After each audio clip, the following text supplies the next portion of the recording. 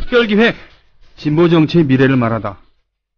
예, 이런 거창한 제목을 가진 프로그램을 제가 진행해야 됩니까? 자, 애국 시민 여러분, 해외 동포 여러분, 그리고 동네 주민 여러분 안녕하십니까?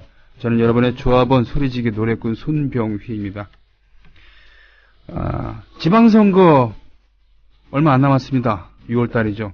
2010년에 돌풍을 일으켰던 진보 정당의 앞날은 어떻게 될지 모르겠고요. 그 중심에 통합진보당 사태, 소위 통합진보당 사태가 있었습니다. 게다가 이석기 의원은 20년 구형, 또 정당 해산, 심판, 이런 것 등 정권의 종북몰이에 한뜻으로 맞대응해야 할 야권은 선뜻 뭉치지 못하고 있습니다. 진보의 한 축은 이대로 좌초하는 것인가, 아니면 새로운 접점을 찾아서 노동자 서민의 총체적 위기인 이 시대에 대안적 모델로 회복할 수 있을 것인가. 진보 정치의 미래를 이야기하는 시간을 마련한다. 이게 기획 의도인데요. 이걸 왜 나한테 맡기는지 모르겠어요. 예.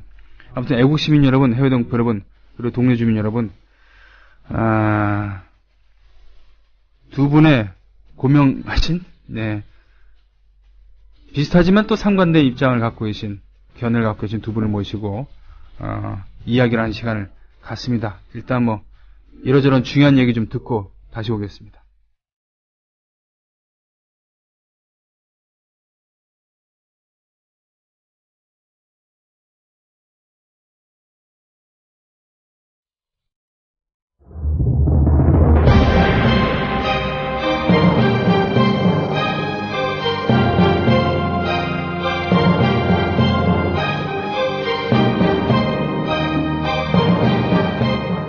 극히 일부 당원이 그런 편향적인 친북 행위에 관련된 사실이 있는데 이런 부분들을 엄정하게 당이 처리하지 못함으로써 국민들이 민주노동당 전체가 마치 그 편향적인 친북당인 것처럼 이렇게 오인되게 됐다는 거죠. 당에서조차 피해자들의 진심을 외면한다면 저희에게 더 이상 희망이 없습니다.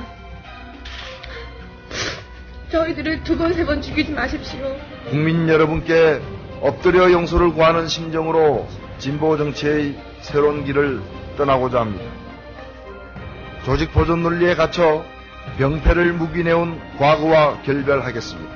2011년 12월 5일을 진보 정치 세력이 역사와 국민 앞에 단합된 힘으로 새로운 희망을 제시한 날로 기록할 것입니다. 제가 중앙위원회 의장으로서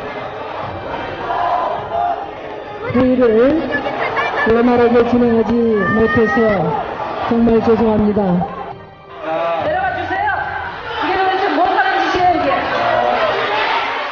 진실을 정확하게 낱낱이 밝히고 대책을 함께 세워나가길 바랍니다. 진보의 예의라고 저는 믿습니다. 이 당원 명부를 토대로 한 어떤 당원 투표도 그 정치적 정통성, 정당성을 인정받기 어렵다. 저는 그렇게 생각합니다. 살아남기 위해서 떠나는 것이 아니라 약속을 지키기 위해서 험한 길을 선택했습니다. 진보정당의 원래 정신으로 되돌아가서 더 낮은 곳으로 임해서 결국에 함께 만나게 되기를 진심으로 바랍니다. 협의는 내란 음모인데 체포들 동의안의 사유는 철저히 사상검증, 마녀사냥입니다. 지금 체포동의안을 처리하는 것은 한국전쟁의 피바람 속에 자행됐던 즉결 처분과 같습니다. 총 투표수 289표 중 가 258표 국회의원 이석기 체포동의안은 가결되었음을 선포합니다. 이 도둑놈들! 저 사건!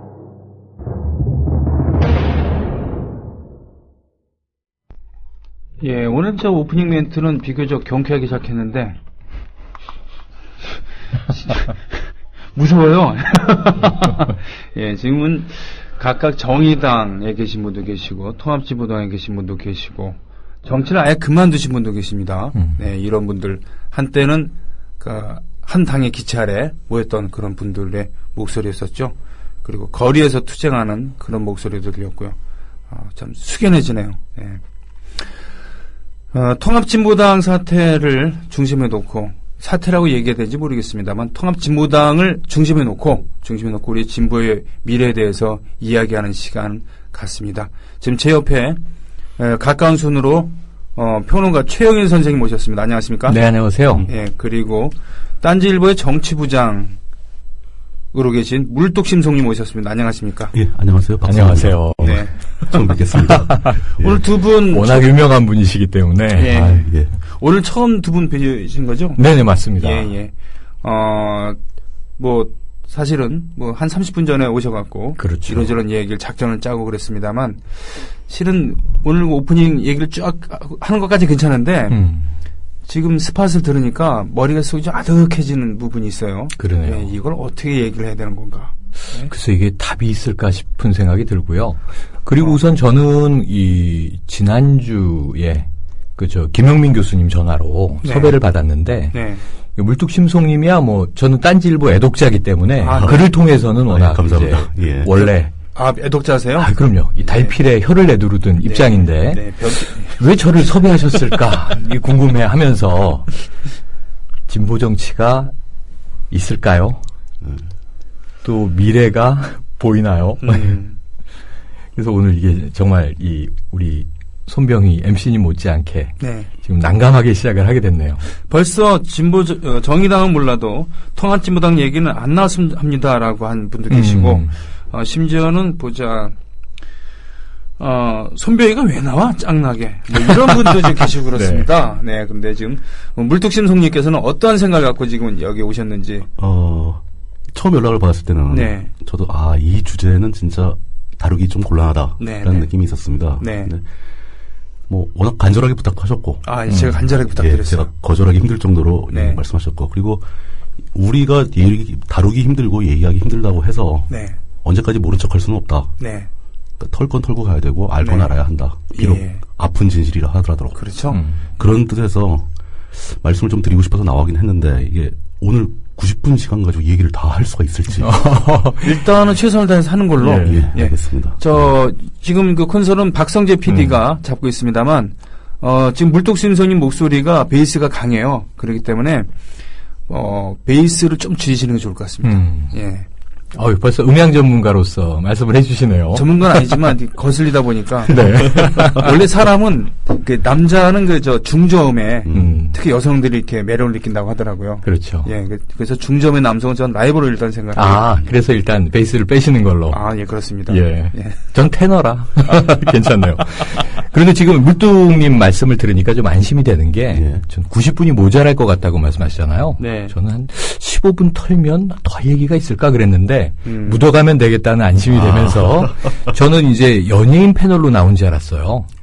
이렇게 무거운 주제인지 모르고. 예. 그래서 트윗에 오늘 제가 나가는 걸로 이름이 나갔더니, 많은 분들이 트윗으로 물뚝형아랑 인증샷 올려주세요. 의외로 가벼운 톤들이 많아서, 이게 무겁게 가는 건지 몰랐는데, 지금 아까 말씀하신 대로 인트로에 그 육성들은 굉장히 무겁네요. 네.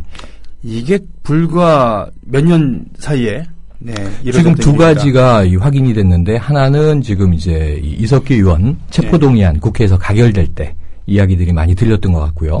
또 처음에 나왔던 부분들은 이게 2012년 분당 사태를 겪을 때 통합진보당의 텐트로 모였다가 다시 이제 사실은 총선에 실패했던 거죠 당시에. 뭐 실패다 실패가 아니다 이제 지금도 이제 평가가 좀 난무합니다만 그럼에도 불구하고 뭐 새누리당이 과반을 가져갔기 때문에 2012년 4월 총선에 실패하면서 그 이후에 이제 급박하게 부정 시비에 휘말렸고 분당을 겪었던 그 육성을 지금 들으니까 사실은 제가 제일 뼈아픈 지점이 그거예요. 지금 우리가 이런 시대 상황에 처하게 된 것이 사실은 이제 2012년 12월에 대선 이전에 2012년 4월 총선 때 예고된 결과가 아니었겠느냐. 그때 사태가 지금까지도 이제 이어져 오게 된 것 같고요. 지금 뭐 육성에는 빠져 있습니다만 민주당이 어찌 보면 이제 진보 정치 혹은 또 이제 구체적으로는 통합진보당에 상당히 이제 선긋기를 하게 된 상황도 그 시점부터의 이제 문제가 굉장히 이제 크게 작용을 했다 이렇게 보고 있습니다. 지금 뭐 대강 브리핑을 해주셨는데 무엇보다도 가장 최근의 얘기는 이석기 의원 20년 구형입니다. 예, 그렇죠. 검찰에서. 예. 그리고 바로 좀 있다가 김용판 무죄가 이렇게 그렇죠. 예, 나오고 또 윤진숙 해양수산부 장관 경질 이런 게 나왔습니다만 이런 거 있습니다만 오늘 아까 스파트에서 들으셨습니다만 매우 압도적인 표차로 이석기 의원 체포 동의안이 가결이 됐어요. 그렇죠. 의회에서. 저는 이게 좀 의외였고, 예. 그리고 일사불란하게 온 결과 지금 20년 구형을 받았습니다만 여기서부터 좀 얘기를 펴나가야 되지 않을까 싶은데요. 굉장히 혼란스러운 상황인 거죠. 네. 그러니까 저도 이런 질문을 뜻하지 않게 많이 받습니다. 네. 지금 현재 상황을 도저히 이해할 수 없다. 어떤 일이 있었고 어떤 세력 간의 갈등이 있길래 네. 이렇게 애매하고 이렇게 편가르기도 안 되고 네. 누가 우리 편인지 누가 적군인지도 구분하기 힘든 이런 상황이 맞는가. 네. 그 문제가 바로 이 혼란스러운 오늘의 상황이 역사적 근원이 너무 깊다는 거죠. 근데 어쨌든 간에 그런 복잡한 상황이 있었고 거기서 벌어진 오늘날의 현실이 네. 너무 어이가 없는 거죠. 네. 그러니까 지금 저는 비록 제가 취한 정치적 입장과는 다르지만 네. 이석기 의원 체포동의안에 동의한 국회의원들도 잘못했고, 네. 그 다음에 통합진보당이 정당 해산 심판을 받는다거나 이런 상황 자체가 저는 말이 안 되는 상황이라고 생각을 합니다. 네. 그분들이 어떤 행동을 했고 그분들이 잘잘못을 뭘 했든지 간에 민주주의 국가에서는 그런 일이 있으면 안 되는 거죠. 실제로 내라는 모라는 것도 굉장히 우스운 게 내라는 모를 따질 때는 항상 실현 가능성이 제일 중요한 겁니다. 네. 초등학교 학생들이 몇 명이 모여서 어떤 얘기를 한다고 해서 그게 굉장히 심각한 얘기라고 해서 처벌하지 않잖아요. 그렇죠. 왜냐하면 실현 가능성이 제로기 때문에 그런 거죠. 그렇죠. 저는 흔히 말하는 좀 내라는 모죄라는 것도 네. 그것과 유사한 상황이라고 봅니다. 사실 그분들한테는 내란을 실행에 옮길 만한 현실적인 능력은 없는 거예요. 그렇죠. 예. 그걸 외면한 상태에서 그냥 어떤 권력의 의지대로 네. 정파 세력 간의 다툼의 결과로 일사불란하게 한 방향으로 말도 안 되는 방향으로 몰려가는 이 현실은 전 굉장히 잘못돼 있다. 이 말씀에서 모든 얘기를 시작하고 싶습니다. 그렇군요. 통합진보당 당원이신데요. 네? 거의. 아, 그런가요? 관계는 없다고 말씀하셨지만. 저도 관계 없는데, 지금 얘기는 저도 물뚱님과 100% 동의합니다. 예. 왜냐면 이건 정치적으로 지지를 하느냐, 마느냐 이 문제가 아니고. 그렇죠. 민주주의에 대한 거고, 법과 절차에 대한 얘기거든요. 그죠? 뻔히 알면서, 뻔히 이게 실현 가능성이 없다는 걸 알고. 그렇죠. 아니, 무슨 내라는 뭐에 애를 데리고 나가고는 애우는 소리가 들리는 그런 게 어딨어요. 그것도 공고도 다 하고, 예. 네. 그래서 지금 말씀하신 것처럼 제가 지금 좀 생소한 분위기는 뭐냐면 네. 제가 종종 취미 활동으로 종편을 나가요. 그럼 이게 지금 똑같은 아젠다를 놓고 전혀 다른 목소리를 잠깐 종편 출연료가 이런 여기보다 여기나 또 애국전선이나 이런 데 훨씬 많은데 그렇죠. 거길 취미로 다니실 정도면은 평소에 돈을 잘 버신다는 얘기입니까? 그럼요. 아, 그렇군요. 예. 아, 예. 강의 강연도 많이 하고요. 먹고 살만 한데 부럽습니다. 그래도 이제 한국 사회 현실인지라 기웃기웃 해보는데 이제 전혀 다른 논조를 들으니까 신선하기까지 한데요. 그럼 적어도 이제 느낌이 이런 거죠. 아, 분위기가 우리는 우리구나. 예를 들면 지역적인 작은 견해 차이들이 있을지라도 지향이나 노선의 차이가 있을지라도 지금 말씀하신 대로 이석기 의원을 좋아하든 싫어하든 통합진보당을 지지하든 반대하든 상관없이 말씀하신 대로 우리가 상식적으로 알고 있는 민주주의 국가의 법치 상황에서 법적 제도에서 지금 이제 이 현역 의원의 체포동의안 가결에 대한 근거가 합리적이었느냐 보면은 사실은 아니다. 근거가 없지 않느냐. 말씀하신 대로 지금 재판에서 검찰 구형이고요. 그렇죠. 오늘에서 정확히 일주일 후 17일에 이제 1심 판결이 내려지게 되는데 그 상황에서 예측하기로는 제가 그냥 막 점을 쳐보면 10년 내외의 형을 때리겠구나. 이렇게 한번 생각을 해봅니다. 네, 1심에서. 그렇다고 한다면 이것이 과연 온당한 것인가 생각을 해보면 우리가 그런 얘기를 하잖아요. 흔히 볼테르 얘기인데 내가 당신의 말에 동의하진 않지만 당신이 말할 권리는 지지한다. 그것을 위해서 싸울 것이다. 이런 얘기를 하잖아요. 그런 것처럼 누구라도 자기의 의견을 표현할 수 있어야 하는 것이 민주주의 사회라면 그 표현 때문에 만약에 이제 누군가 10년 동안 이제 감방에 처박혀져야 된다. 이건 정상적인 사회는 아니다. 이런 생각을 해보는 거고요. 맞습니다. 문제는 그렇다면 왜 이렇게 됐는가를 생각을 해볼 때 저는 이런 거죠. 지금 우리가 이 정치 환경이 집권 여당이라고 이야기하는 새누리당과 현재 청와대, 박근혜 정부 그렇다면 왜 통합진보당을 이렇게 찍어서 이게 멸족시켜야 할 상황으로 위기감을 느꼈을까? 거기에 문제의 본질이 좀 있다고 생각이 되고요. 네네. 그 다음에 이제 진보 정치는 그럼 어떻게 나가야 할 것인가? 그 다음에 이제 우리가 갈 길을 한번 좀 고민을 해봐야 될 거라고 봅니다. 그러게요. 지금 뭐 내란 음모라고 합니다만 사실은 뭐 웬만한 법학자들도 내란 음모는 말도 안 된다. 예. 그리고 굳이 한다 그러면은 뭐 악법도 법이라고 했을 때 국법법이 살아 있으니까 그렇죠. 국법법 가지고 얘기할 거리가 있는 건데 무슨 내란이냐. 그래서 말이 안 된다는 걸 알고 그럼에도 불구하고는 압도적인 동료 국회의원들이 네, 그럴 때는 원래 일사불란하게 자기 편들을 들어주는 건데 그렇죠. 예, 동업자 정신도 버리고 압도적으로 체포동의안에 동의를 해줬고 거기엔 예전에 국법법이나 또 내란죄 때문에 고생을 했었던 분들도 계세요. 그렇죠. 예, 그렇게 동의를 해주고 20년 때렸단 말이에요.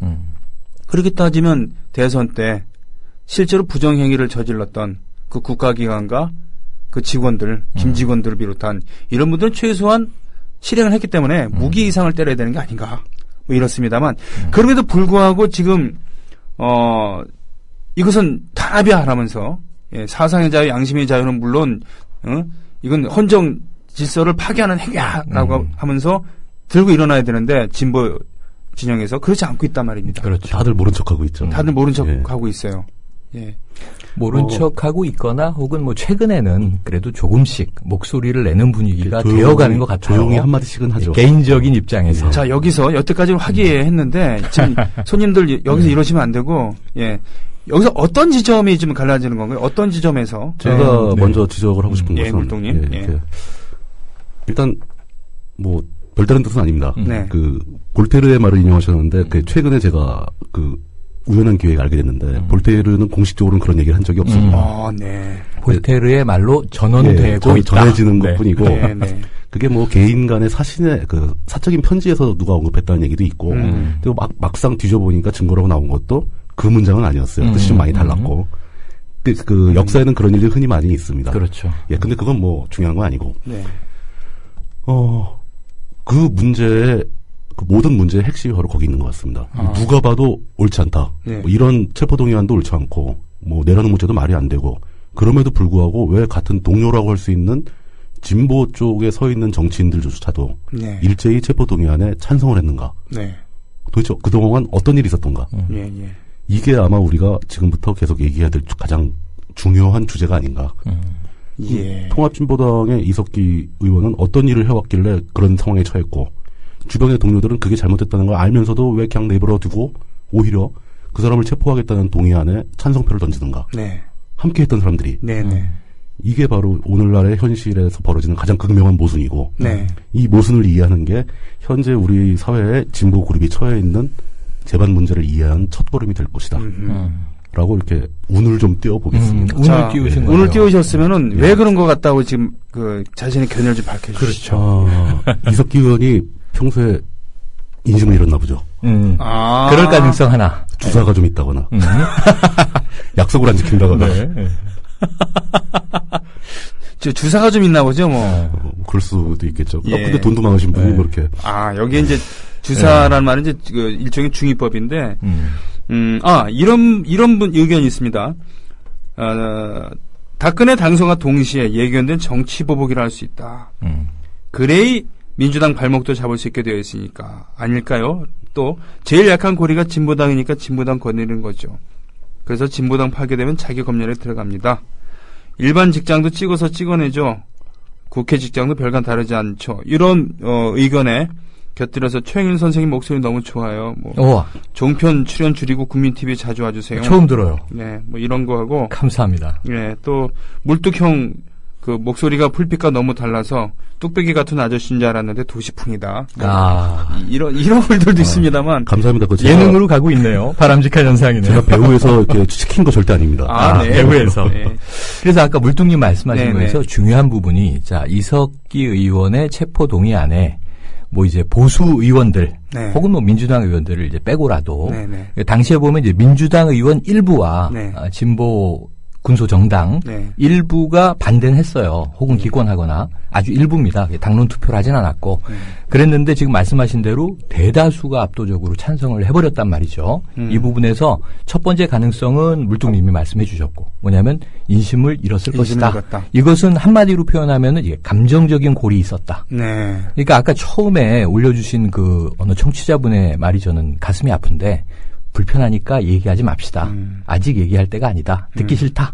이런 이 감정이 진보라고 우리가 이야기하는 네. 시민들 속에도 굉장히 많은 골들이 아직 존재하는 것 같아요. 예. 그래서 그것이 정치인들 속에도 존재하고 있다. 그게 이제 주사라는 이유 때문에 뭐 혹은 또 다른 여타의 이유 때문에 네. 뭐 이념 이론적으로 혹은 인간관계 속에서 이럴 수 있을 것 같고요. 네. 저는 만약에 이성적으로 나의 합리성은 지금 이석기 의원이 체포되는 게 맞다라고 해서 동의한 의원이 있다면 그거는 밝히면 될 것 같아요. 그렇죠. 난 이런 이유와 논리 때문에 거기에 투표했다. 그럼 당당할 수 있잖아요. 근데 대부분은 말할 수 없는 미묘함이 존재하고 있는 이 상황 그것이 더 문제라고 생각을 하고요. 그게 뭐냐고요, 그게. 그게 뭐냐 하면은 뭐 제가 보기에는 그거를 그렇게 고민하십니까? 저도 80년대 중반 학번인데. 아, 그러세요? 그 당시에 뭐 운동권 내에 개파 지금 이제 정치권식으로 말하면 개파라고 하는 것이 존재해 왔고 네. 그들이 함께 또 투쟁을 했지만 왜냐하면 외부의 적이 워낙 강했기 때문에 80년대는 이제 5.18 광주에서 피를 흘리고 만들어진 전두환 군부 정권이 네. 권력을 잡고 있을 때고 거기 열심히 저항하지 않았습니까? 그때는 뭐 이론적인 개파가 다양했어도 뭐와 전 똑같은 거 아니냐면요. 항의를 하던 시대에 그 안에는 민족주의 우파도 있고 민족주의 좌파도 있고 그다음에 다양한 이념적 스펙트럼의 조직들이 존재했지만 그래요. 사회주의자도 예, 있었어요. 항일이라고 네. 하는 문제에서는 다 단결해서 이제 일본과 싸웠던 거 아닙니까? 네. 그 독립해야 된다. 일단은 그 이후에 이제 건국 체계가 어떻게 되든지 독립을 위해서는 우리가 항의를 함께 한다. 이렇게 해온 것처럼 80년대에는 강한 적이 있었기 때문에 그 작은 어떤 이론적인 개파 논리가 크게 작동하지 않았지만 네. 어찌 보면 이 YS 정부 이후부터 그 90년대 한 제가 보기엔 중후반부터는 네. 그 이 진보 내의 개파 논리가 굉장히 강화돼 왔고 강화돼 왔다고 하는 것은 이 다른 의미로 보면 그것이 해체되고 좀 융화되고 새로운 대안 모색이 됐어야 하는데 그렇지 못하고 두 가지 문제가 있었다고 봐요. 하나는 그들이 쌓아왔던 독재 권력과 닮아가는 현상이 있었다. 네. 이건 이제 진보에서도 비판을 많이 하는 이야기들이죠. 네. 그리고 또 하나는 그 내부의 어떤 논리적인 융합점을 찾지 못하고 그냥 이제 다리를 건너와 버렸다. 그 이후에 대안을 만들어내는 이게 투쟁이나 저항에는 익숙하지만 대안을 대중적으로 국민들에게 제시하는 데는 좀 많이 역량이 약화돼 왔던 거 아니냐. 그래서 이제 이 골이 어찌 보면은 우리가 일반 국민, 뭐 대중성이라고 이야기하는 부분과 진보 정치라고 이야기하는 부분에 골이 있는 거고요. 네. 진보 정치 그룹 내에도 또 다양한 해결하지 못한 골들이 가장 가깝게는 이제 2012년 총선 이후에 또 갈라지는 게 됐다. 뭐 개인적으로 보면 지금 굉장히 논리적인 척 설명을 했지만 제 친구 중에도 통합진보당 당원도 있고 네. 또 이 참여당 당원도 있었고 지금 정의당 당원도 있고 녹색당, 사회당, 진보신당 다 있단 말이죠. 네. 그렇다고 봤을 때 그들끼리 사실 지금 박근혜 정부를 성토하는 일에는 일성을 내는데 네. 이 술 마시다 보면 이들이 어울리면 사실은 서로에 대한 손가락질 때문에 이 자리가 파해지고 정말 이 뭐랄까요? 아름답지 못하게 끝나요, 대부분. 그게 이제 쉽게 얘기하자면은 한쪽은 민족 그리고 통일 이런 것을 NL이라고 이야기를 하면 네. 그렇죠. 예, 이쪽을 중요시하는 그런 정파가 있었고 또 한쪽은 아니다. 계급, 민중, 노동자, 네. 평등 그렇죠. 이런 거를 주로 이렇게 탐구하는 추구하는 세력이 그렇죠. 있었단 말이죠. 이것이 양대 축으로 어깨를 걸고 87년 6월 항쟁을 치르기도 하고 그 후에 노동자 7, 8, 9 투쟁도 하고 이러면서 결국은 어느 순간 진보 정당운동으로 넘어가면서 민주노동당이 창립이 됐죠. 민주노동당 창립을 했습니다. 2000년에 됐습니다. 예. 2000년 1월 말. 예. 그 후에 그 내부에서도 또는 외부에서 새로 조직적으로 가입한 정치 세력들 간에서도 서로 싸우고 그러면서 그 분열 이런 것이 있었죠. 네. 지금 굉장히 빠르게 그 진보 정당의 역사 쪽으로 얘기하는 것 같은데. 그러네요. 제가 좀 성격이 급해요. 현재 상황에서 커피를 안 마시고 내가 사회를 봐야 되는데. 예. 먼저 저 문제를 따져볼 수 있겠죠. 그러니까 그 새누리당 의원들이야 뭐 체포동의안에 찬성하는 이유는 100% 확실하지만 그렇죠. 그 사람들은 뭐 자신의 이익과 정치적 입장과 다 통일된 상황이니까. 네. 일단 더 그 말고는 진보 그룹 이전에 민주당이 있지 않습니까? 그렇죠. 네. 민주당은 왜 거기에 순순히 찬성을 했는가? 원래 습관적으로라도 새누리당이 뭘 하면 반대할 사람들인데. 그렇죠. 예, 근데 아무 말 안 하고 찬성을 한다는 것은 첫 번째는 여론을 의식한 거죠. 그렇죠. 여론을 의식한 거기에 이제 우리가 가장 다루기 힘든 이제 종북 뭐 이런 단어가 나올 텐데. 종북의 숙주 이렇게 비판을 받았죠. 그런 사람들 왜 저 사람들은 종북인데 그들과 왜 연대를 했느냐. 뭐 그런 막 그 비난을 받아왔기 때문에 자기가 거기서 반대표를 던지는 순간 이렇게 낙인 찍히게 될 도장이 찍히는 그런 걱정을 하게 된 거죠. 그 사람들은 그게 두려워서 회피한 겁니다. 그리고 내가 저 사람을 굳이 어떤 민주적인 원칙과 절차를 지키기 위해서 어떤 행동을 했을 때 그 찬사는 못 받을지언정 정치적인 자산을 다 잃어버리고 여론의 비난을 받게 된다는 건 그 정치인의 입장에서는 굉장히 치명적인 거죠. 그렇죠. 근데 이거는 그 민주당의 입장과 민주당 소속의 의원들의 입장과 뭐 그런 태도는 오늘 우리가 얘기할 주제에서는 벗어납니다.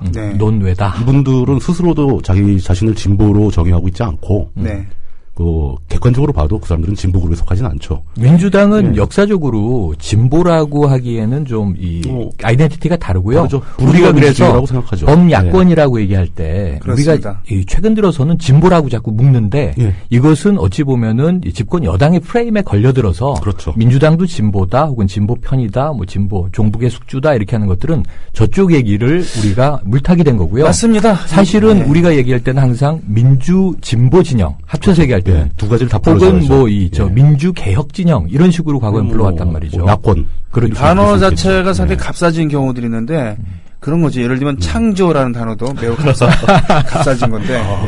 예술가시니까 그걸 버렸어요 이제. 쓸 수가 없습니다. 창조라는 단어는. 아 그래요?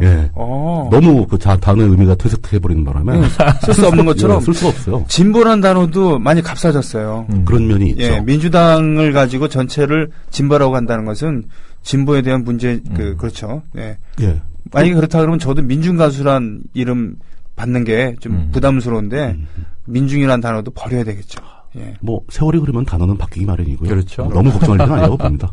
그래서 민주당식의 그런 것은 다만 이런 것은 있었어요. 그러니까 민주당 내 진보 블록에 속해 있고 그렇죠. 지금도 진보주의자들도 있습니다. 근데 그 진보주의자 중에 하나가 저한테 그랬어요. 야, 내가 그렇게 됐으면 저렇게 체포동의안이 처리됐겠니? 이게 뭐냐면 진보 블록 내에서도 이석기 의원 그리고 그 세력은 어느 정도 비토를 받고 있다는 그런 얘기입니다. 뭐 민중의원으로 표현하자면 쉽게 설명하자면 그 민폐를 너무 많이 끼친 민폐를 너무 많이 끼친다.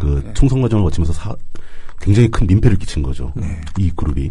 근데 이제 그거는 뭐 민주당 내부의 문제는 이제 그쪽에서 다시 기회가 되면 다룰 수 있도록 하고요. 다시 이제 우리의 주제로 돌아오자면 이제 과연 그 이제 역사를 겪어오면서 진보 정당의 역사 속에서 감정의 골이 생기고 뭐 이렇게 사이가 소원해지고 뭐 그런 이유로 인해서 이 사람들이 다 등을 돌리고 체포동의안에 찬성표를 던졌겠는가? 이것만 가지고는 설명이 좀 부족하죠. 그렇죠. 현실적인 이익이 걸려 있기 때문에 그렇게 나간 겁니다. 특히 정치인들은 자신의 정치적 손익계산서가 안 나오면은 절대 행동을 못 하죠. 그렇겠죠. 아무런 정치적 손익계산서가 관계가 없다면 그때는 원칙을 위해서 투표를 합니다. 그게 멋있으니까. 그렇죠. 그럼 과연 이게 이석기 의원의 체포동의안이 가결이 되는 게 자신의 정치적 이익에 도움이 된다고 본 거죠. 이건 냉정하게 얘기해서 어쩔 수 없습니다. 누구도 이 편에서 자유로울 수 없을 겁니다. 그러니까 앞으로 제도권 정치를 내가 계속 해 나가는데 그렇죠. 지금 찬성과 반대가 나의 유불리를 결정할 시금석이 된다. 심지어 판단했을 때 정치적 생명을 좌우할 수도 있다. 이 정도로 중요하게 본 겁니다. 사람들은 말은 못하지만. 근데 분명히 이게 말도 안 되는 얘기다. 그렇죠. 그리고 지금 뭐 녹취록 중에서도 상당한 부분은 증거 능력도 없다. 그렇다고 전체가 부정당하는 건 아니고요. 그렇죠. 분명히 그때 모였었고 말도 안 되는 얘기들이 나오기도 했었다. 이것은 숨길 수 없는 사실입니다. 그렇다고 하더라도 이 체포동의안 처리는 말도 안 되는 건데 문제는 그렇군요. 정치인들은 역시 여론에 따라가는 수밖에 없으니까 맞습니다. 여론이 결국은 체포를 해야 된다라고 판단한 거 아니겠습니까? 근데 이제 그 여론이 여기서 한 가지를 더 짚어본다면 일반 국민 다수, 그러니까 진실을 모르는 통합진보당 내부 혹은 또는 이제 그날 5월 합정동 요 근처입니다, 바로 그죠? 네, 맞아요. 그 이제 이 연수원에서 그 뭐 200명 남짓 모여서 어떤 강연, 어떤 시국 강연, 어떤 내용이 있었는지를 다 모르잖아요. 저도 모르고 일반 시민들은 다 모르는데 그 상황에서 그 여론이 이석기 의원에게 불리하게 혹은 통합진보당에게 불리하게 만들어진 배경에는 뭐가 있냐면 언론 매체들이 존재하죠. 그때 이제 뭐가 막 나왔냐면 최동욱 검찰총장의 이 사임 문제, 혼외자 문제가 시끌시끌하다가 그 와중에 이제 이석기 의원이라는 저 진보 정당의 이 종북 의원이 어찌 보면 빨갱이 간첩이 현역 국회의원으로 들어가서 그것도 비례대표로 부정한 경선을 통해서 비례대표로 이제 입성을 해서 이게 우리나라를 이제 전복시키려고 하는 내라는 모를 펼쳤다라고 하는 국정원에서 제공한 모 매체의 이제 녹취록이 막 공개되기 시작을 해요. 그렇죠. 그거를 이제 종편 등 여러 매체들이 받아서 뿌리기 시작을 하는데 저도 이제 심지어 방송에 나가서 평론을 할 때는 이렇게 얘기할 수밖에 없는 거예요. 뭐냐면 저 녹취록에서 이야기된 것이 사실이라면 심각한 문제다. 누구라도 그렇게 얘기를 할 거예요. 대한민국 사람이라면 뭐 공인의 입장에서는 지금 현재 잠깐요.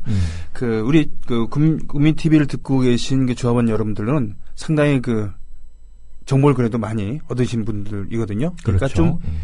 요 얘기는 다 안다고 치는 부분이 있는 거예요. 전제하는 거였는데 사설이 길고 이제 그럼에도 불구하고 이건 전체 그러니까 상반된 입장이 있는 것 같아요. 이거 전체가 증거 능력이 없으니까 이거 말도 안 된다.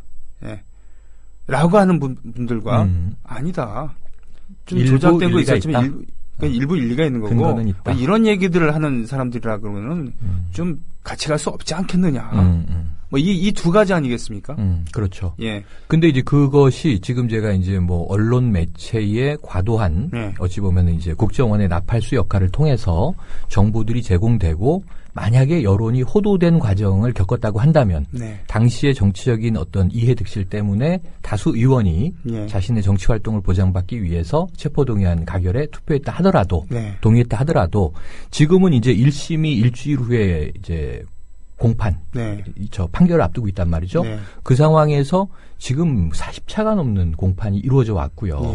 그 사이에서 지금 이 무수하게 벌어진 것은 당시에 뿌려졌던 녹취록이 거의 상당 부분 근거가 없다. 또는 오류, 조작, 왜곡 이러한 이제 손타기를 거쳐서 벌어졌던 행위이다라고 하는 내용이 나왔음에도 불구하고 지금 구형 20년 이렇게 이제 돼 있는 상황이잖아요. 그 부분에서는 이런 생각을 좀 해봐야 될 것 같습니다. 그러니까 애초에 이석기 의원이 그 내란음모 사건에 연루돼가지고 수사를 받는 것, 뭐 기소를 당하고 재판정에 서는 것 자체가 말이 안 된다고 전 주장을 했었는데, 근데 문제는 그렇게 그 어떤 민주적인 절차와 법과 원칙을 생각하는 정도로 굉장히 세밀한 생각을 대중들은 하지 않습니다. 그렇죠. 비슷한 얘기로 그 녹취록의 상당 부분이 잘못되었다고 판결이 났다 하더라도 대중들은 이미 그것에 대한 판단을 다 끝낸 지가 오래입니다. 그렇죠. 그 대중들이 그 판단을 내리는데 가장 중요한 게 작동한 큰 요인은 해방 이후 전쟁 때부터 내려온 그 공산주의에 대한 공포심이에요. 레드 컴플렉스는 현존하고 있는 사실입니다. 그리고 지금 이석기 의원과 그의 동료들이 이런 그 여론상 대중들이 갖고 있는 레드 컴플렉스를 한두 번 건드린 게 아니라는 거죠. 누적되어 왔다가 어떤 상징적인 사건이 한 번 터지면서 이제 더 이상은 안 된다라는 식으로 여론이 급격하게 악화돼 버리는 겁니다. 예를 들면 어떤 것들이 있을까요? 그러니까 상당히 많은 수의 노인분들이나 어떤 일정한 연령대가 되시는 분들은 노조 운동하는 사람들 다 빨갱이라고 봅니다. 그렇죠. 이분들의 생각이 틀렸다 맞다라는 논의를 할 필요는 없는 거예요. 그렇죠. 그분들은 실제 그렇게 생각하고 있는 게 현실이니까요. 그런 분들의 비율이 30%가 넘습니다.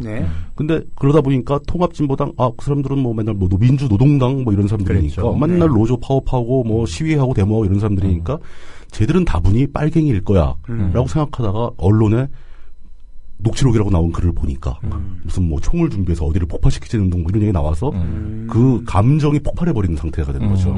30-40%는 그렇다고 치고요. 근데 여론은 30-40%만 그렇게 움직이면 충분합니다. 100% 이럴 필요가 그렇죠. 없다는 거죠. 그렇죠. 진보 그룹 사람들은 그게 아니라는 걸 다 알아요. 근데 진보 그룹 뭐 심지어 민주당에서도 진보 블록에 속하는 스펙트럼이 왼쪽에 와 있는 분들까지 다 합쳐봤자 30%가 안 될 겁니다. 이분들이 맨날 아니라고 얘기를 해도 사회 일각에 또 그리고 종편 언론 이런데서 무수히 쏟아져 나오는 말들이 여론을 움직이고 그분들의 숫자가 30% 40%밖에 안 되더라도 명분이 된다는 거죠. 그리고 심지어 민주당 의원들조차도 그 여론을 무서워해서 공포를 느끼기 때문에 자신의 정치 생명 연장을 위해서 찬성할 수밖에 없는 이런 어떤 동력학이 가동된 겁니다. 결국은 그거 아닐까요? 그러니까 이번에 30-40%가 그렇게 통합진보당이 뭘 하던 니들은 빨갱이야 라고 한다 했을 때 그거는 밀고 넘어갈 수 있는데 거기에 이제 동조하는 그런 그분들과 평소에는 전혀 동조하지 않는데 그렇죠. 영린이라고 할까요? 그렇죠. 그러니까 아무리 생각해도 그래 나 진보도 좋고 노동자 농민도 좋은데 북한 인민도 좋아. 근데 북한 정권에 대해서는 내가 동의할 수 없거든. 그런 여론도 상당히 많습니다. 바로 그거죠. 바로 니들 혹시 설마 북한 정권에 동조하는 거 아니니? 라는 이것이 좀 가장 크지 않았을까 싶은데요. 정말 이게 정말 뭐랄까요, 핵의 역할을 하는. 그러니까 지금 말씀하신 대로 우리 물뚱님이 쭉 지금 이제 진단해 주신 지형이 오늘 이 방송이 지상파가 만에 하나 공정하게 하고 싶은 얘기를 다 해보시오 해서 100분 토론에서 이야기를 한다면 국민 전체 보수와 진보의 스펙트럼을 놓고 30-40%는 레드 컴플렉스에서 그렇죠. 벗어날 수 없다. 적어도 한두 세대가 더 흐르기 전에는 맞습니다. 그조차도 어떠한 정치가 펼쳐지냐에 따라서 늘어나거나 줄어들거나 할 거예요. 그렇죠. 역동적으로. 근데 문제는 최소한 그러면은 상대적인 의미에서 좌측에 있다고 이야기하는 진보 그룹의 시민들 적지 않은. 그러니까 사실은 48% 투표했잖아요. 그쪽 내부에서 스펙트럼만 우리가 끊어서 이 국민 TV 같은 의식이 높은 청취자들이 듣는 프로에서 이야기를 한다면 지금 이 어르신들이 왜 그러는지는 알겠고 못 바꾸는 게 문제지 우리가 알고는 있고 이해는 하고 있는데 문제는 우리끼리의 이야기에서 우리끼리조차도 왜 이 부분에 대해서 지금 말씀하신 핵심 그러니까 혹시라도 북한의 정권과 모종의 연계가 있는 게 아닐까 하는 퀘션 마크. 그러니까 여기서 우리가 밝혀내야 되는 건 뭐냐면 이 저쪽 적진에서 이야기하는 좀 과도한 종북몰이, 메카시즘, 친메카시즘, 가짜 종북 이야기 말고 우리끼리의 상호 의심은 그런 거잖아요. 그래도 우리 안에 진짜 종북이 있는 건 아닐까?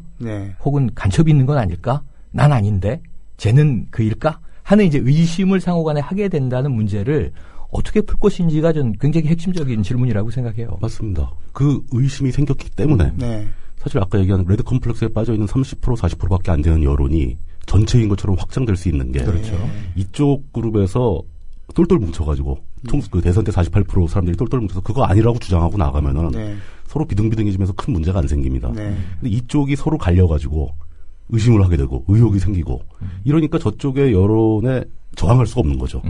일방적으로 밀리게 되고 이쪽이 일방적으로 밀리면서 여론이 확산되니까 민주당 의원들은 무서워서 빠져버리고 심지어 진보 그룹 내부에서도 난 여기다 차마 반대편을 못 던지겠다라고 하는 사람이 나오게 되고 결국 문제는 우리 내부에서는 왜 어떤 의혹들이 있으며 그런 의혹들은 왜 생겼는가 이거를 좀 털어볼 필요가 있다는 거죠. 그렇습니다. 네, 그렇습니다. 아까 처음에 말씀하신 이거 불편하니까 하지 맙시다.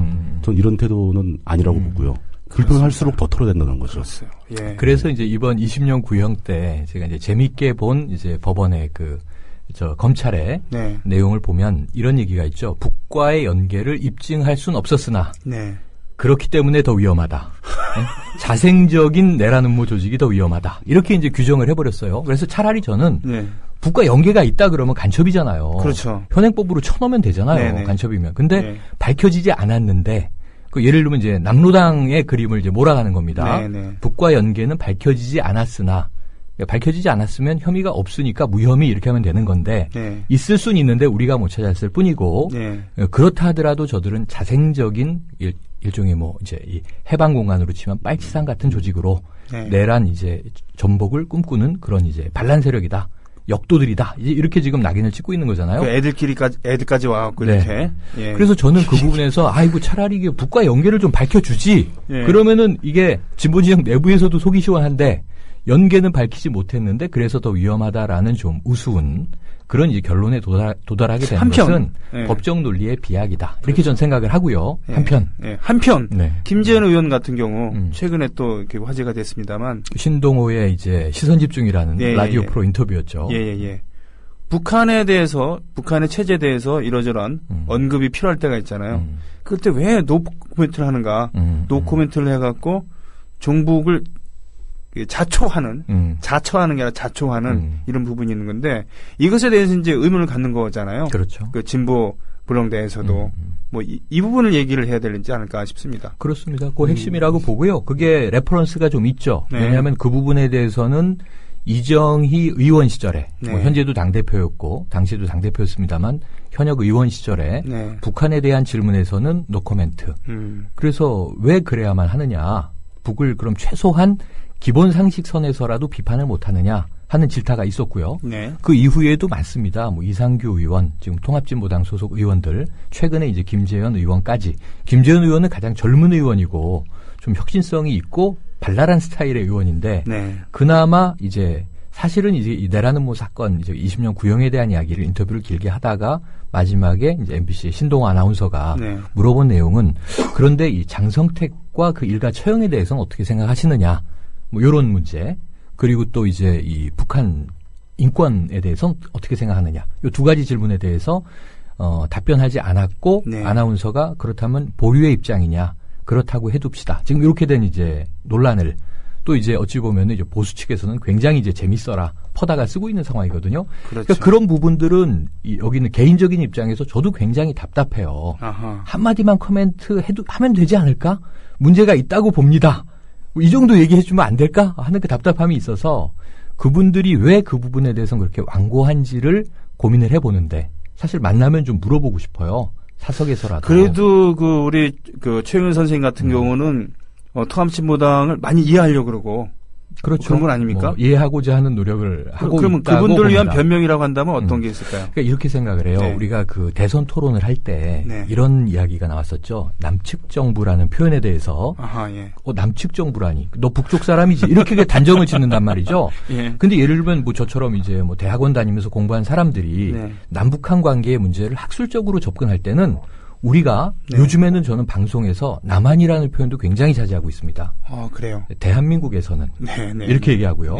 또 그걸 좀 짧게 얘기해야 될 때는 한국에서는 이렇게 얘기하지만 남한에서는 남한이라고 얘기할 때 이미 너 남한 사람 아니야? 너 대한민국 국민 아니야? 이런 질타가 들어올 것 같은 굉장히 이제 억압적인 분위기가 됐기 때문에 그러니까 이 사실은 객관적으로 저는 이제 여기서 밝히지만 요즘에 중국에서도 밝혔듯이 전 6.25는 남침이라고 믿는 사람입니다. 대한민국 국민인데요. 그래도 학술적인 토론을 할 때 역사 과정을 막 이제 해석하고 해설하다가 이런저런 문헌들을 읽고 남한 정부에서는 혹은 북한 정부에서는 남한 정권에서는 북한 정권에서는 또 남과 북에서는 이런 이야기를 얼마든지 할 수 있단 말이죠. 그게 학술의 장에서도 그럴 수 있고 저는 사회적 담론의 장에서도 그럴 수 있다고 보는데 문제는 이제 남측 정부라는 표현을 듣자마자 당신 북한 사람이지 표현 어법 자체가 그래 이렇게 낙인 찍는 행태들이 우리 스스로가 아니라 이거는 주어진 방식으로 간섭적으로 반세기 동안 주어진 방식으로 우리 안에 자기 검열 장치가 작동하고 있다. 그것은 저도 지금 유신 키즈이기 때문에 자유롭지 않거든요. 그렇죠. 70년대부터 제가 이제 성장기 초등 중등 당시엔 국민학교부터 교육을 받아온 거기 때문에 교련 세대이기 때문에 그건 굉장히 우리 안에 민감하게 작동하는 어찌 보면 이렇게 칩이 하나 내 뇌 속에 내 귀 속에 도청 장치라는 이제 그런 우리 재밌었던 그룹의 노래나 이제 과거 MBC에 이제 그 쇼가 하나 있었죠. 이벤트가 그런 것처럼 지금 우리 안에 작동하고 있는 부분들이 있다. 근데 그러한 것들이 그 북한 정권에 대해서 좀 신랄하게 표현하는 것을 자제하는 그룹에 대해서는 일단은 색안경을 끼게 되는 것이 아닌가. 나조차도. 그런 생각을 저는 한번 해보는 겁니다. 그렇군요. 이게 뭐 통합진보당 측에서 들었을 때 이게 지금 뭐 이 거들기가 됐는지 모르겠습니다만 제 스스로 느끼는 솔직한 심정은 그러하다라고 이제 저도 느끼면서 살고 있는 거죠. 물뚱님께서는 어떻게 보고 계십니까? 그게 굉장히 일반적인 분석이었죠. 쉽게 말하자면 그 해방과 전쟁을 거치면서 그 우리 내부에 어떤 뭐 방공교육 이런 환경에 있어서 자생적으로 생겨난 우리 내부에 검열 기제가 있다. 자기도 모르게 그러니까 약간 뭐 북한과 유사한 말이나 뭐 생소한 언어 이런 거 들으면은 저 사람은 우리가 아닌가 보다 하는 그 우리 외부로 몰아내려는 이런 그 반응이 나올 수 있다. 그렇지만 그 검열 기제 자체가 자유로운 사회를 생각하는 사람들한테는 불필요하고 없어져야 될 일이기 때문에 그런 그 검열 기제 자체를 없애야 된다. 뭐 이런 식으로 이제 생각하는 게 아주 일반적인 해석입니다. 저는 거기서 약간 다른 문제를 좀 제기하고 싶은데요. 그 검열 기제, 검열하는 그 습관 그런 거 이전에 오히려 반대로 자신들이 우리 사회 내부에서 어떤 좀 특별한 집단이라는 것을 나타내기 위해서 흔히 쓰는 방법 중에 하나가 사회 일반이 쓰는 언어와 약간 다른 언어를 씁니다. 이건 대부분의 폐쇄적인 조직들이 이런 현상이 벌어집니다. 학생들도 그런 일이 많고 학교에서 학생들 특유의 속어를 쓰는 경우 그렇죠. 어른들은 이해 못하는 그리고 뭐 폭력배, 조폭배들도 자신들만의 언어가 있습니다. 담근다 뭐 뭐 은어들이 뭐 그런 거와 마찬가지로 한때 그 80년대 이후 운동권도 운동권 용어가 있었습니다. 있었죠. 사투리가 있었죠. 운동권 사투리라고 저는 이제 우습게 표현을 하는데 그 운동권 용어에 북한에 쓰는 용어들이 굉장히 많이 들어왔었어요. 맞아요. 당시에 굉장히 그 억압적인 사회 분위기에 저항하기 위해서라도 우리 사회에서 금기시되어 있는 용어를 쓰고자 하는 의도적인 노력도 있었고요. 근데 이런 용어를 쓰게 되는 동기에는 여러 가지 이유가 있겠죠. 그때 당시에는 운동권 활동을 한다는 게 뭐 완전히 지하 운동이었고, 그렇죠. 이게 노출되면은 뭐 바로 탄압을 받으니까 그렇죠. 잡혀가고 군대 가고 뭐 처벌받고 막 그랬으니까요. 조직을 보호하기 위해서라도 또 약간 자신들이 서로 다르다는 어떤 그 자부심을 심어주고 어떤 사명감을 심어주기 위해서라도 요즘 시각으로 보면 이제 과시욕이다 일종의 이렇게 과시욕도 봐도 있고, 되죠. 그런 의도가 굉장히 오랫동안 지속되면서 특정 그룹에서 쓰는 언어 자체가 약간 변화된 겁니다. 예를 들어서 뭐 그 좌익 맹동주의 같은 말도 이번에 최근에 유행을 했죠. 화제가 됐고, 그다음에 뭐 그런 많습니다. 뭐 승리적 분석, 항상 나가 다 실패하고 와도 좋게 분석하는, 그렇죠. 뭐 이런 것도 많고. 이런 용어들이 사실 다 운동권 사투리입니다. 그때는 농활만 가도 이제 하루 일과가 끝나면 모여서 자아 비판합시다 이런 얘기를 했었고요. 우습게 했죠. 근데 뭐 사실 택이라든가 피라든가 트라든가 이런 용어가 많았죠. 법정에서까지 쓰고 있는 그 RO라는 용어도 운동권 용어입니다. 사실 별 의미가 없습니다. 그런 용어들이 딱 나타났을 때 그 용어를 쓰는 사람 입장에서는 자신을 스스로 고립시키는 과정을 밟고 있었던 거예요. 근데 그 상황을 정확하게 반대해서 보게 되면 쟤들은 우리가 아닌가 보다. 별도의 집단인가 보다. 그렇죠. 라는 생소함 또는 그 공포심 또는 약간 껄끄러움을 느끼게 되는 거죠.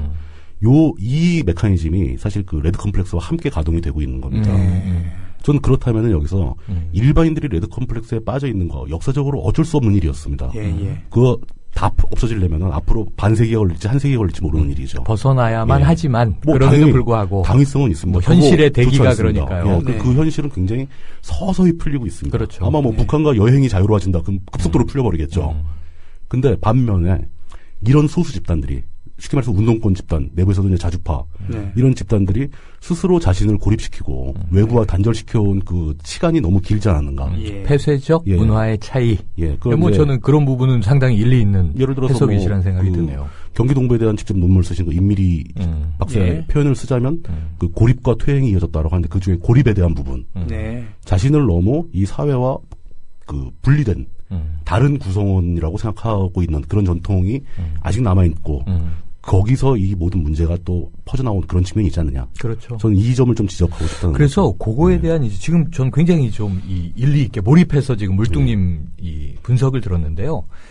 충분히 그런 부분이 있다고 생각이 되고 이런 생각이죠. 예를 들면 아까 녹취록에서 이야기된 언론에 노출된 사실 대부분이 사실이라면 혹은 일부라도 사실이라면 그러니까 저는 그냥 툭 깨놓고 얘기해서 이런 심정인 거예요.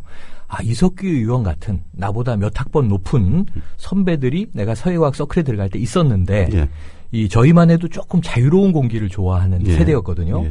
근데 사실은 그분들이 무엇에 저항하는지에 대한 위험성은 충분히 인식을 했지만 꼭 저렇게 또 군대식으로 억압적으로 사회과학 스터디를 시켜야 될까 하는 반감이 있었던 것도 사실이거든요. 강요하고 막 그랬죠. 그러니까 어찌 보면 이게 물을 뺀다라고 하는 건데 80년대부터 지금 2014년에 이르기까지 어찌 보면 80년대 운동권식 사고 혹은 관습, 행태, 우리가 애티튜드라고 하는 태도 이런 것들이 또 좀 더 대중적으로 열리지 못하고 아까 말씀하신 대로 고립되고 폐쇄되다 보니까 그렇죠. 대중들이 보기엔 참 좀 어이없을 수 있는 이 폐쇄된 문화가 고여 있을 수는 있겠다. 껄끄러워 보이는 네네네. 거죠. 예, 거슬릴 수 있고요. 또는 이제 심지어 나아가서 불쾌할 수도 있고요. 그런 문화가 분명히 있을 수 있다라고 보는데 사실은 이제 전 이렇게 생각을 하는 거예요. 1997년에 국민승리 21이 결성이 돼서 진보 단체들이 그때 제일 중요한 결정은 뭐냐면 아까 말씀하신 대로 그 이전까지는 진보라고 우리가 얘기하는 것을 나는 진보야 이런 얘기를 못했다는 거죠. 그렇죠. 그럼 바로 불법이나 혹은 뭐 비합법이 돼버리는 상황이기 때문에 반국가 단체가 언더그라운드니까. 근데 그나마 97년의 용기는 뭐냐 하면 우리도 제도권 정치에 참여해서 합법적인 정당으로 뭐 당시에 이제 민주노동당 강령에 따르면 민중과 어쨌든 서민 노동자들의 의한 주체적인 정권을 창출하겠다라고 하는 이제 창대한 비전을 가지고 만들어졌던 건데 지금도 이제 탄압 상황은 계속되고 있습니다만 2000년 1월 30일을 민주노동당의 창당일로 보면 지금 14년 된 거거든요. 이제 14년. 그 이전에 정말 이 진보를 표방하고 말하거나 언술하거나 행동하는 것 자체가 불법이던 시절부터 과도기를 거쳐서 그나마 이제 굉장히 착하게 저는 합법 이 양지로 나가겠다라고 결정하고 양지로 나와서 지금 이제 10여 년 동안 그 활동을 해오던 과정에 그렇죠. 얻어맞기도 하고 프레임에 걸리기도 하고 또 내부에서 분열이 일어나기도 하고 튀어나가기도 하고 다시 모였다 흩어졌다는 과정을 가고 있는데 그렇다면 24년 동안 진보가 했어야 할 숙제들이 여러 가지가 있는데 그게 이제 전 첫 번째로 이정희 대표 시절에도 그 얘기를 많이 했어요. 대중 속에 뿌리 내려야 한다 이런 얘기를 많이 했단 말이죠. 저는 첫 번째가 그거라고 봐요. 대중과 밀착되는 거. 옛날 뭐 이게 러시아나 이 신문의 상록수 볼 때 브나로드 운동이라는 게 나오잖아요. 우리 일제 시기에도. 정말 우리가 민중을 얘기하면서 민중의 삶과 동떨어진 삶을 산다면 80년대 저하고 같이 나름 이제 시위하고 데모했던 친구 중에 경제학과 친구가 있는데 뜨거운 날씨 시위하다 말이죠. 카페에 들어가서 야, 시원한 거 한 잔 마시자. 너 뭐 시킬래? 난 콜라. 그 친구가 저를 눈 동그랗게 보면서 콜라? 너 미제 음료를 마시겠단 말이가? 네, 그래서 이거는 간첩이네? 뭐 이런 이제 느낌이었는데. 방송용어로 적합한지 모르겠는데, 당시에는 미제 음료 이런 표현 안 썼습니다. 미제 똥물이라고 했었어요. 맞아요. 정확하게 기억하시는데요. 그렇습니다. 네. 근데 지금 그 친구가 이제 중년 나이가 돼서는 대학 교수로 이제 중산층을 넘어서 상류층으로 가고 있는 과정을 밟고 있단 말이죠. 자기 자녀들한테는 외제차 타고 계실 거예요. 외제차 타고 있고 미제 사주고 그런 이제 어떤 시기적인 특성들이 아직까지 극복되지 않은 왜냐하면 사람마다 빠른 사람도 있고 트렌드에 느린 사람도 있지 않습니까? 그중에서도 또 자기의 나름 사상적인 어떤 검증 그것 때문에 더 느리게 이제 변화하는 사람도 있고 오히려 유행에도 앞서가는 사람도 있는 거죠. 그게 섞여서 사는 지금 이 진보 그룹 내에 다양한 개개인 개체들을 우리가 봤을 때 가장 느린 사람을 느리다고 해서 또 매도해버릴 수는 없지 않냐. 그럼요. 잘라버릴 수는 없지 않냐. 하는 안타까움이 있다는 겁니다. 자, 노래를 한 곡을 걸어두세요. 작은 연못이라고 있습니다. 예, 작은 연못. 슬픈 노래인데. 예, 그리고 제가 그 의견을 2개만 딱 읽어드린 다음에 음악 들으면서, 생각을 가담는 시간을 갖겠습니다. 먼저, 지나가다님께서 올려주셨어요. 손병희 사회자님, 물뚝 정치부장님께는 안 그러는데 최영일님에게만 의견을 다하는 듯한 느낌. 물뚝 정치부장님, 현실적으로 대중이 가진 왜곡된 인지구조의 현실에 대해 말씀하시는데 그것이 잘못되었다는 말씀은 안 하시고 그 왜곡된 인지구조의 피해자에 대해서 왜 그걸 모르냐고 말씀하시는 듯 그걸 모르고 있는 건가? 그 왜곡된 인지구조의 원인과 제공 인자에 대한 공격해야 되는 것 아닌가요? 라는 있고요. 또 하나는 먼지의 집님 이렇게 오셨습니다. 주사와 종복이 있는 건 팩트 아닙니까? 그건 그것대로 자신 있게 밝히고 가면 좋겠습니다. 그럼 확실히 구분해서 연대와 비판이 가능한 게 아닌지 그냥 다 덮고 함께 가자 이건 아니지 않나 싶습니다. 이석기 내란 음모 사건은 물타기 사건으로 보지만 그들이 정의라고는 결코 생각하지 않습니다. 라는 이 두 가지 의견이 있습니다. 더불어 행복한 세상 국민TV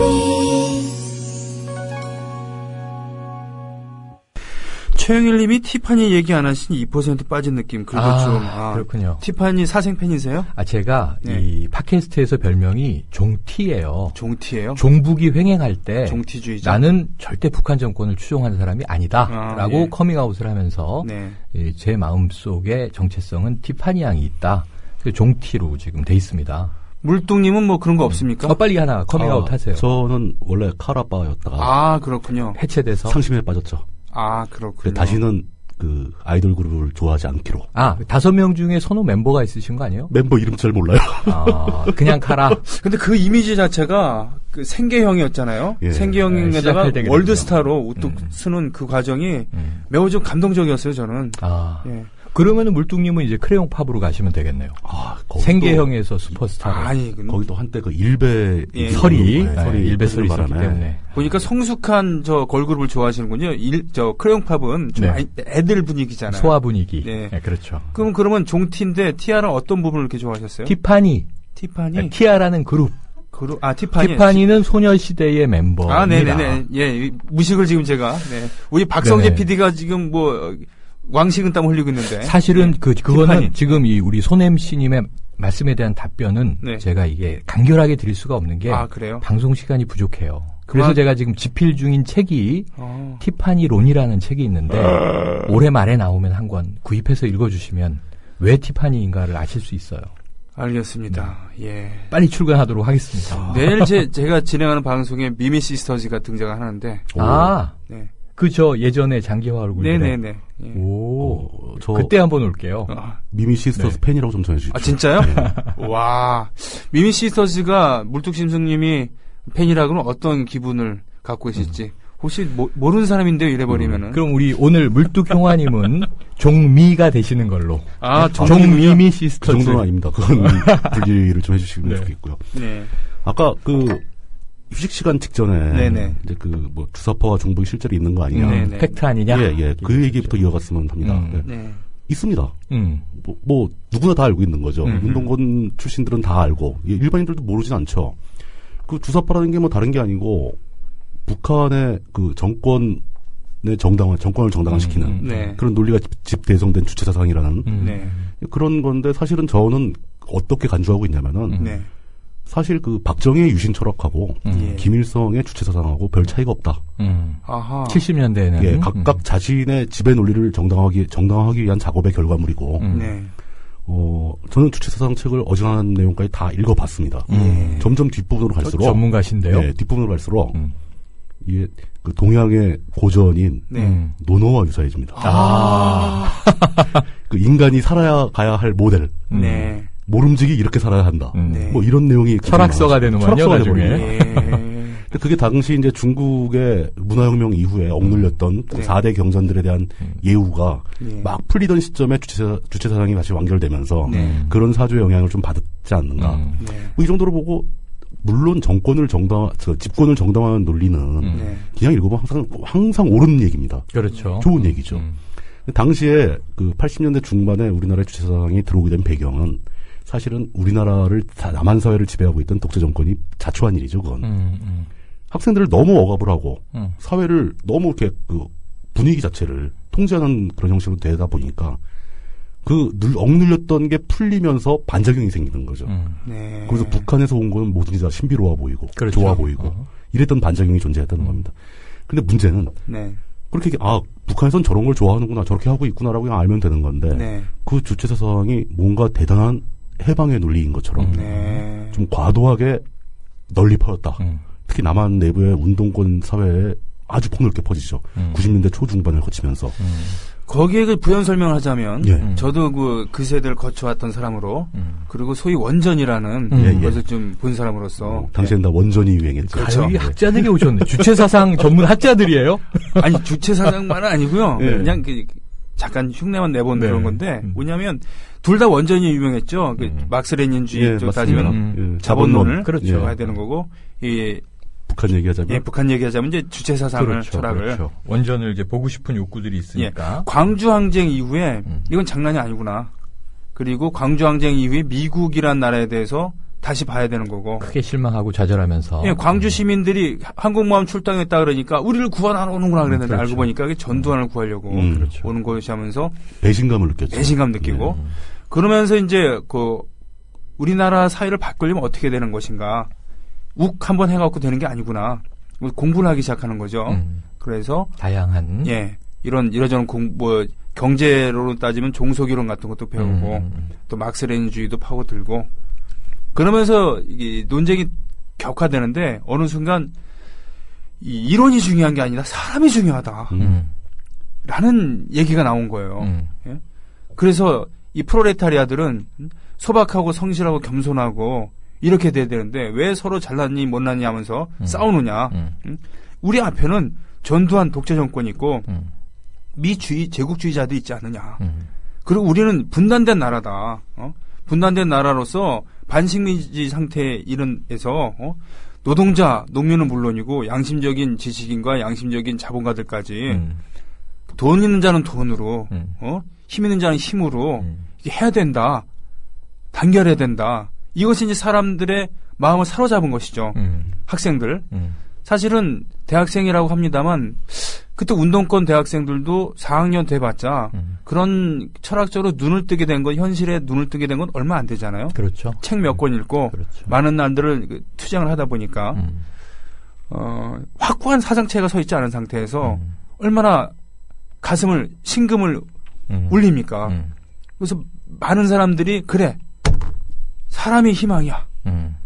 그리고 게다가 이제 성실하고 소박하고 어쩌고저쩌고 하는데 사람에 대한 갈바도 밝혀. 막스 레닌주의는 어렵단 말이에요. 근데 서양의 언어 그것도 그렇죠. 번역체의 투인데 그렇죠. 그것이 아니라 사람은 자주성이 있어야 합니다. 라고 존댓말로 시작해. 심지어 예. 확실히 읽으셨는데요. 열독하셨네요. 그 주체 사상이라는 게 확실히 네. 이 우리 사회에 널리 퍼진 건 사실입니다. 그리고 그 사상에 동의하던 사람이 많다는 것도 사실이에요. 이거 사실은 부정할 수가 없는 거죠. 네. 근데 제 생각에는 지금도 주체 사상이 진짜 옳고 좋고 난 그걸 믿겠다고 인정하겠다고 얘기하는 사람이 과연 몇이나 될까? 그렇죠. 거의 없다고 보는 겁니다. 저는 예. 그거는 아직도 그 믿고 있다보다도 옳다고 생각하는 것은 옳다고 생각하는 사람이 있어요. 그러니까 예. 그 나중에 당과 수령과 인민의 삼위일체 전 이 부분에 가고는 도저히 안 되겠다 싶어서 좌절했습니다. 종교로 가니까 네, 거의 종교적 신성한 분위기가 등장하면서. 근데 그 밑에 건 좀 좋았어요. 네, 이 물질로 이루어졌지만 세계는 사람은 그 정신적인 자주성, 의식성, 창조성이 있기 때문에 사람이 중심이 돼갖고 예, 같이 끌고 가야 된다. 더군다나 민족 모순 중요하다. 이거 해결해야 된다. 저는 그게 이제 이렇게 얘기를 드리고 싶어요. 네. 성문화된 내용에 이 매몰돼 있던 시기를 우리가 누구나 겪지만, 네. 그렇죠. 그 이제 활자를 넘어서고 그게 진실이냐, 혹은 현실이냐, 네. 혹은 이게 정말 실행 가능한 거냐. 그러니까 여러분 성경책을 펴서 보지만 네. 이루어질 수 없는 얘기들이 많단 말이죠. 그렇죠. 이거는 먼 미래의 예언의 약속인 것인가? 이 피안의 세계의 이야기처럼. 근데 그것을 또 들으면은 뭐 좋으면 되는 거고요. 그건. 이 음악 한 곡 듣는 것과 같은 나에게 힐링을 주면 되는 건데 네. 모든 경전이 가지고 있는 덕목들이겠죠. 예. 근데 지금 우리가 주체사상 관련한 얘기에서는 어떤 사람은 주체사상이 쉽고 내 마음에 다가와. 그리고 대학 시절에 접했는데 좋았어. 근데 북한의 현실을 계속 뭐 몇십 년째 보다 보니까 네. 아니구나. 그렇죠. 결국은 자신들의 주민, 인민을 구제하지 못하는데 네, 네. 이거 좋은 얘기 책에 써놨다고 해서 네. 옛날에 함무라비 법전에 다 좋은 얘기 써있지만 노예제 제국이었던 거지 않습니까? 그럼요. 이 사람들 잡아다가 약탈하고 다 그랬던 거고 사실은 지금이나 그때나 기득권층의 어떤 권력이 유지되는 방식으로 메커니즘이 작동됐던 거잖아요. 네. 그 주체사상도 그렇게 비판하고 이제 정리하면 될 것 같은데 같은데 문제는 아까 이제 말씀 주신 그 청취자분의 얘기에서 네. 첫 번째로는 이 종북이 있는 거 아닙니까? 네. 이 종북의 정의는 모호해요. 모호하다. 예, 그래서 그냥 말 그대로 북한을 추종하는 사람 혹은 세력이 있는 거 아닙니까? 라는 정도로 이해를 하고 네. 그들을 주사파라고 뭐 같이 합치시켜도 큰 문제가 없을 것 같아요. 예. 그럼 주사파가 이게 어떤 북한을 추종하는 사람들이 대한민국에 존재하느냐? 예. 그럼 저는 물뚱님 말씀처럼 존재할 것이다. 제가 있겠죠. 만나본 바는 없지만 없지는 않겠죠. 빵명은 아니고 그게 1명이든 10명이든 100명이든 1000명이든 있을 것 같아요. 네. 있을 것 같은데 그것을 지금 이제 우리가 그 이석규 의원 내라는 모 사건 20년 구형된 것처럼 네. 자생적인 주사파 네. 혹은 북한을 추종하는 세력 혹은 뭐 우리가 살고 있는 대한민국 현실에 불만이 극대화돼서 차라리 북이 낫지 않겠어? 이렇게 상상하는 네. 환상하는 세력이 일부 있다고 친들 네. 그들이 정말 뭐 무장한 어떤 뭐 폭도들로 그렇죠. 내란을 준비했다면 그건 실정법 위반이니까 네. 법적 대상으로 치고 그들이 어떤 위해를 우리에게 주는가 전 모르겠단 말이죠. 예를 들면 인터넷에서 어떤 사람이 실명을 밝히든 닉네임으로 김일성 만세 그랬어요. 잡아보니까 청소년이 장난으로 그런 거예요. 그럼 훈방 되겠죠. 혹은 이 사람이 정말 몇십 년 동안 주체 사상을 공부하고 이게 진리입니다 여러분 하고 외치면은 우린 또라이라고 생각을 하겠죠 대부분. 네. 그렇게 이 민주주의 시민사회가 자정할 수 있는 능력이 있다고 저는 보는 거예요. 우리의 체력이. 지금 이 남북 간의 차이가 이 정도로 났다면 그럼에도 불구하고 소수 북한을 추종하는 세력이 심각하게 추종하는 세력이 있다면 네. 그들은 또 자정의 대상일 수 있고 네. 뭐 법적 처벌의 대상은 폭력성이나 위법성의 문제에 간다고 봅니다. 그런데 저는 역으로 어떤 생각을 하냐면 예를 들면 간첩이 대한민국에 있을까? 저는 많을 것 같아요. 제가 추리소설 광팬인데 예. 요즘에 이런 생각을 해요. 뭐 여러 가지 형태의 이제 판타지 추리소설이 있지만 이 냉전 시기를 겪은 영국의 외무 관료가 쓴 존 르카레라는 작가입니다. 네. 영화화된 거 아시죠? 틴커 테일러 솔저 스파이. 네, 맞습니다. 뭐 추운 나라에서 돌아온 스파이. 이 존 르카레의 책에 따르면 뭐냐면요. 정말 위험한 간첩은 어디 있냐면 보수 세력 안에 있어요. 새누리당의 간첩이 훨씬 많을 것 같아요. 혹은 탈북자 중에 북한 이 정권을 비판하는 사람 중에도 혹은 섞여 있을 수 있지 않겠느냐. 왜냐하면 대한민국 사회에서 가장 안전한 게 어디냐면 북한을 욕하는 세력은 정부가 잘 안 건드리잖아요. 네, 맞습니다. 가장 안전하지 않습니까? 세계적으로도 그 세계를 뒤흔들었던 나중에 판명된 스파이들은 바로 그 핵심 내에 있었어요. 그러니까 핵심 권력 측근에 이제 이렇게 잠식하고 있죠. 그 안에서 기생하고 있거나. 그래서 모든 저는 그런 간첩 중에 하나가 윤진숙이라고 주장하고 싶지는 않습니다. 예. 주장하신 것 같은데요, 지금? 저는 뭐 그렇게 하고 싶지 않습니다. 그러면 지금 해임됨으로써.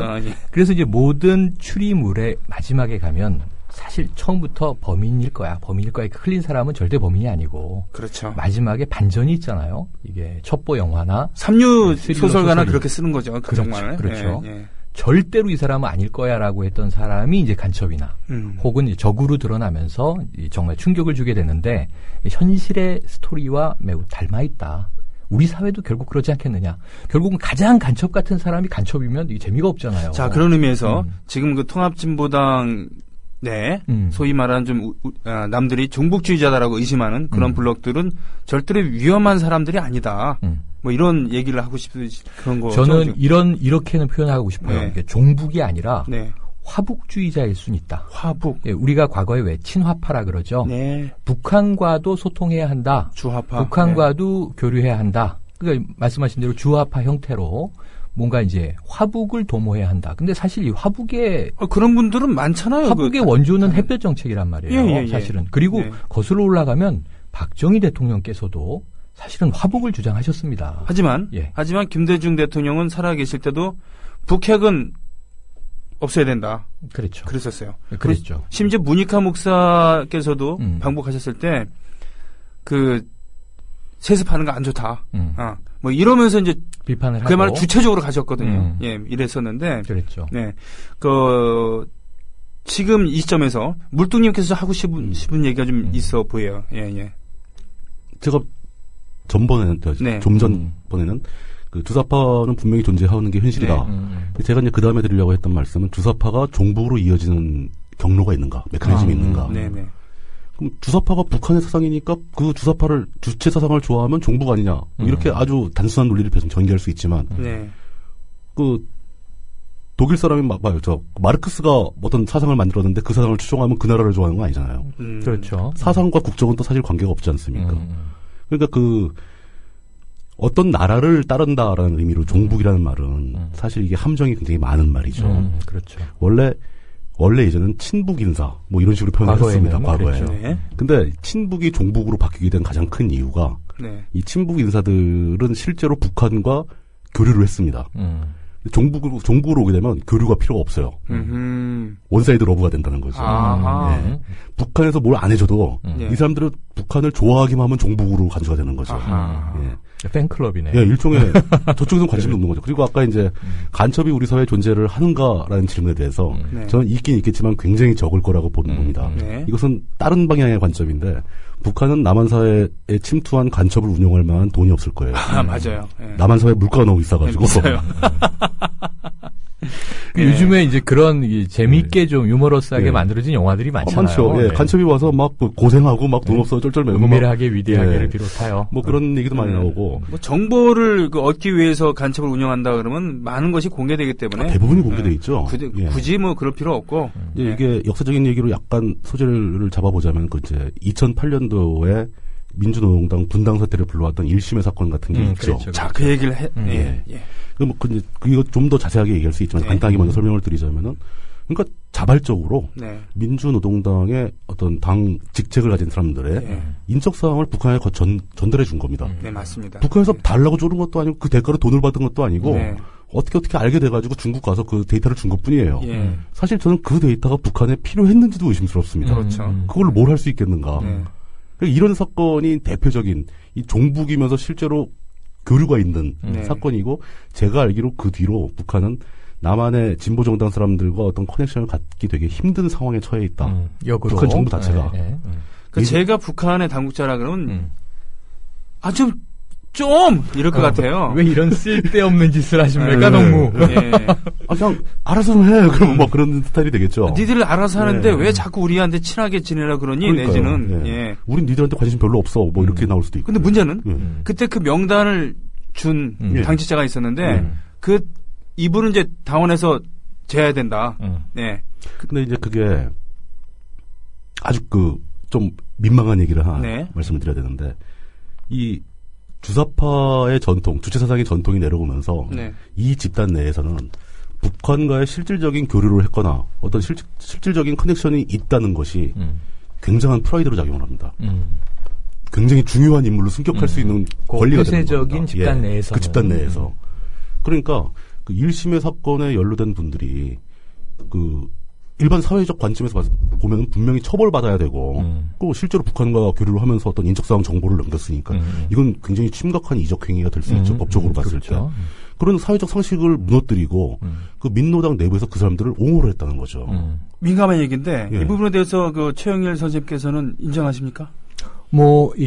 해석의 차이가 있을 수는 있지만 그러한 사건이 있었던 것은 팩트고요. 저도 거기에 대해서는 예를 들면 그 사건 자체를 제가 피상적으로 알고 있는 즉 물뚱님하고 같은 배경 내에서는 사실은 누구를 옹호하거나 비판하는 데 대해서는 딱 자신 있는 입장은 아니에요. 그것이 옳았다 이렇게 결정한 입장은 아니고 역으로 저는 지금 이 1심의 사건을 비롯해서 2012년에 제가 정말 이게 뼈아픈 진보의 분열 아니냐 하는 이 최근의 분당까지 제가 거기서 문제를 제기하고 싶은 건 뭐냐면 정말 그 분위기가 쉽지 않았을 것이라는 것은 충분히 추정되지만 왜냐하면 또 진보 사람들이 주장을 할 때는 달아오르거든요. 서로 뜨겁고 강렬하게 논쟁이 하죠. 강합니다. 근데 그것이 이제 감정의 어떤 파괴까지 가는 것은 참 늘 안타까운데 그럼에도 불구하고 왜 그런 위기 상황에서 지도부 혹은 리더들은 정말 적극적으로 소통을 해서 거기에 대한 합의와 돌파구를 찾지 않고 어찌 보면 이제 성명전 분위기로 가게 되는가. 서로 이게 다른 저는 사실은 그렇죠. 지지하는 비판적으로라도 지지하는 일개 시민의 입장에서는 왜 저 리더들이 모여서 끝장 토론을 하지 않지?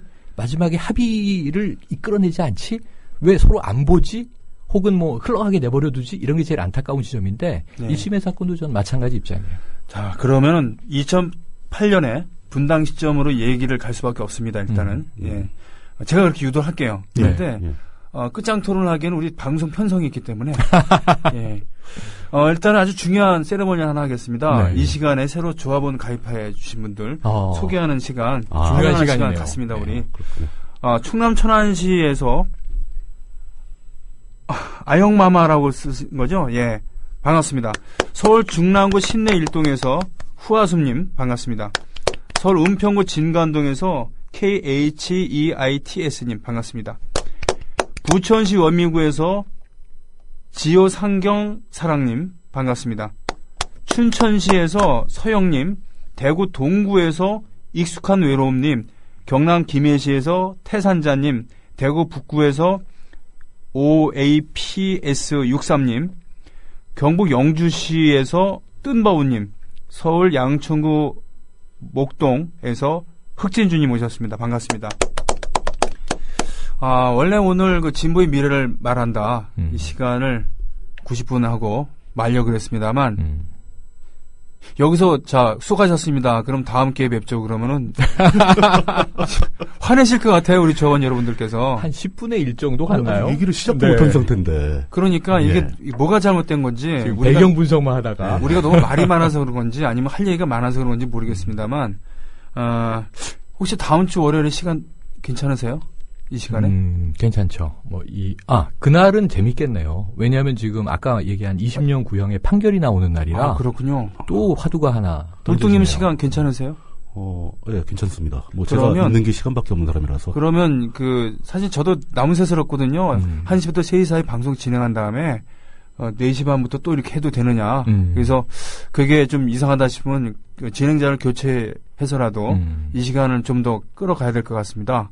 진행자는 교체해도 괜찮은데 PD는 그냥 더 주세요. 아, 예. 네. 흑심이 좀 있는 방법입니다. 우리 박성재 PD. 예. 예. 논쟁상 PD가 있어야 되잖아요. 아, 예. 그러면 NL을 하나 섭외해야 되겠네요. 예. 제가 일주일 동안 학습하고 오든가. 김용림 국장과 의논을 좀 해보겠습니다. 악마의 선거. 애국 시민 여러분, 해외동포 여러분, 그리고 동네 주민 여러분, 내일 뵙겠습니다. 저는 내일 뵙고요. 이 두 분이랑 다음 주에도 뵐 수 있으면 좋겠습니다. 여러분 진지하게 참여해 주셔서 고맙습니다.